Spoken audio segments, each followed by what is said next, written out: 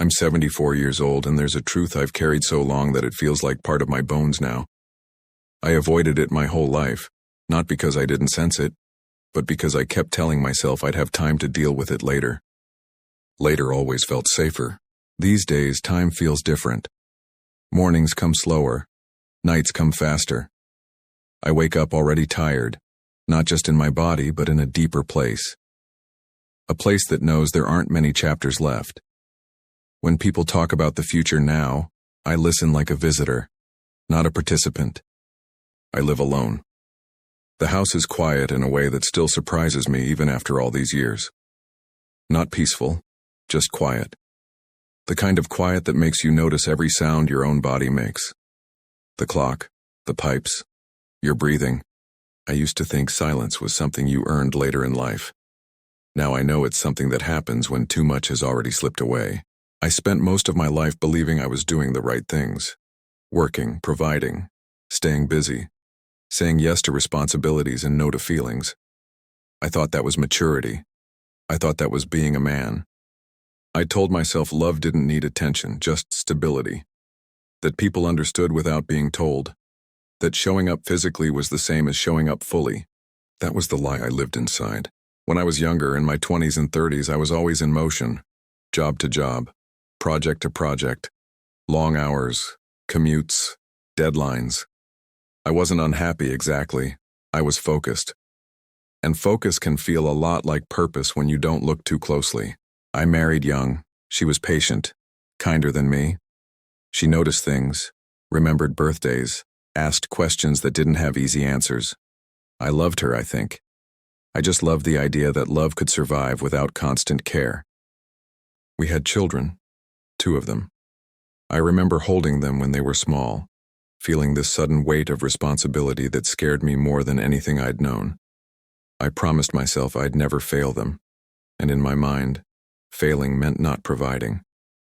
So I provided.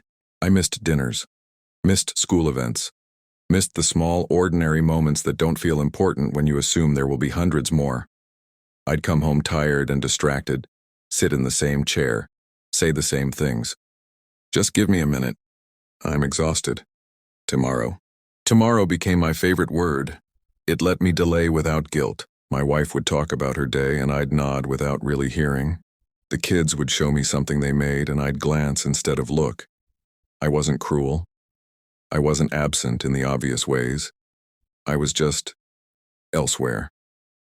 And because nothing broke all at once, I told myself everything was fine. That's the danger. Damage that happens slowly doesn't feel like damage, it feels like life. Years passed like that. Promotions, raises, more responsibilities.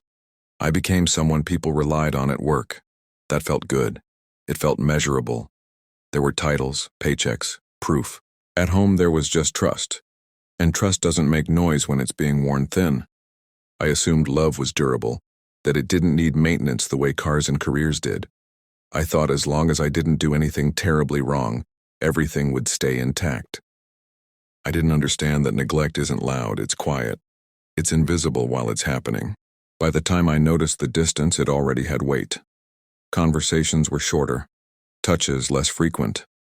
The kids started going to their rooms more. I told myself it was just a phase. Teenagers pull away. Marriages settle. That was another word I liked, settling.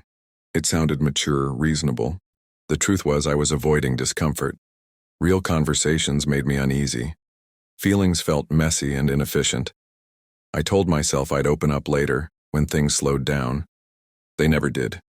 The turning point didn't come as a dramatic explosion.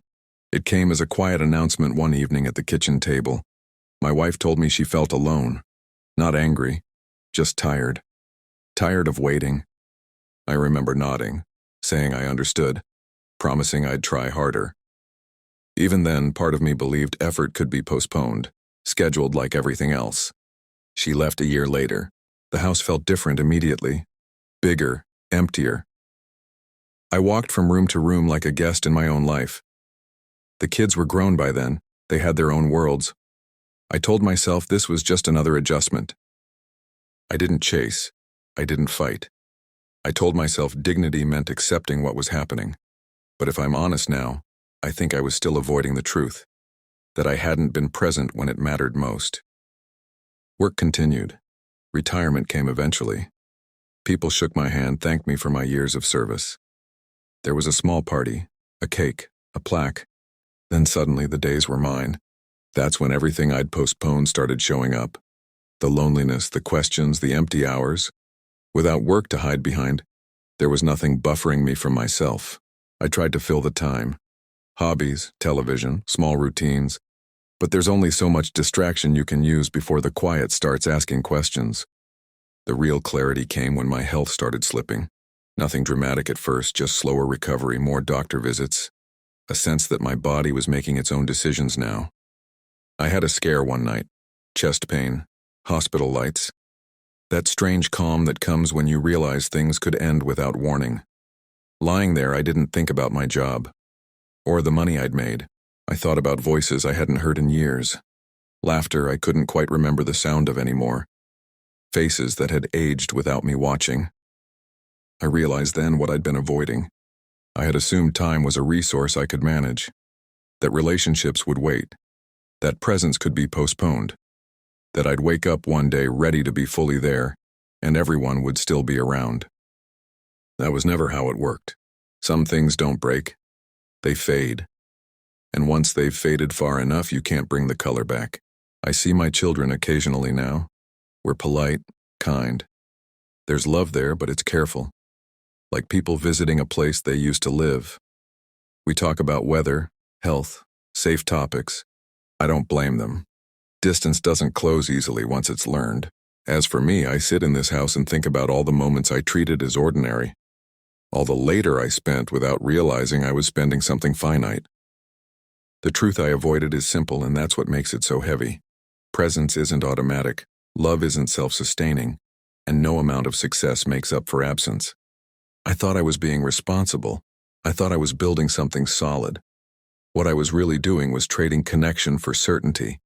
And certainty, it turns out, doesn't keep you warm at night. If you're listening to this and it feels familiar, I'm not here to tell you what to do. I wouldn't presume that. Everyone's life is different. I just know this. The days feel long when you're young and unbearably short when you're old. And the things you think will wait rarely do. I don't hate my life. There are good memories. Real ones. I'm grateful for what I had. But gratitude and regret can live in the same room. They often do. At 74, I'm learning to sit with what is, to accept what can't be fixed, to speak honestly even if it's late. Some truths don't shout. They wait patiently, knowing time will eventually corner you. This one did. And now, in the quiet, with fewer tomorrows left than yesterdays, I finally stop avoiding it.